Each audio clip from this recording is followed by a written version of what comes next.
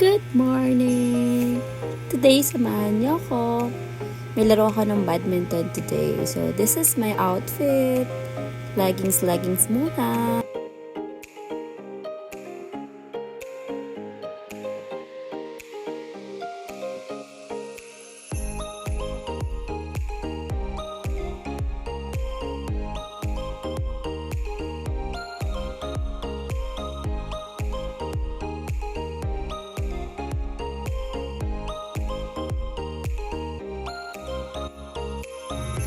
At pagdating ko nga dito sa gym, natagnan ko yung mag-asawa na naglalaro.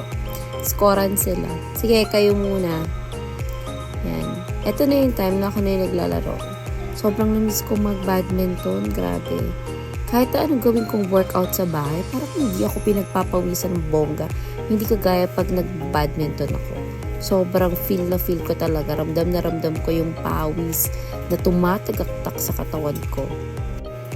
Hindi naman talaga ako expert dito sa pagbabadminton. Tamang palo-palo lang para lang makapag-exercise, makapagbawas-bawas ng fats, you know. Ayan, nandito na ako sa bahay. Grabe, sobra yung pawis ko. Plan ko nga maligo na eh. Naudot yung paliligo ko. Biglang nag-chat na si teacher. Pwede na daw sunduin ng kids.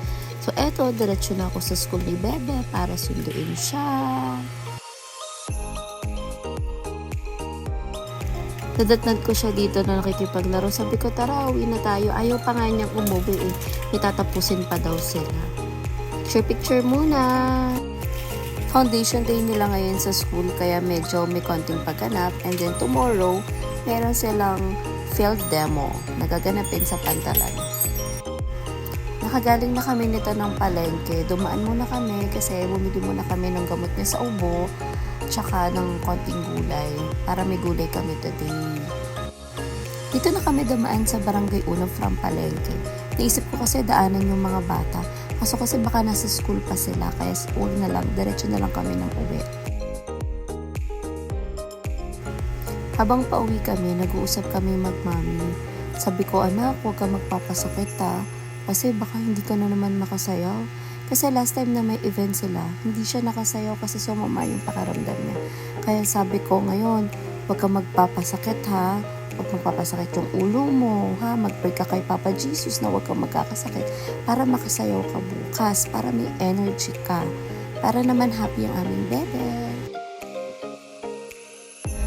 At yun lang.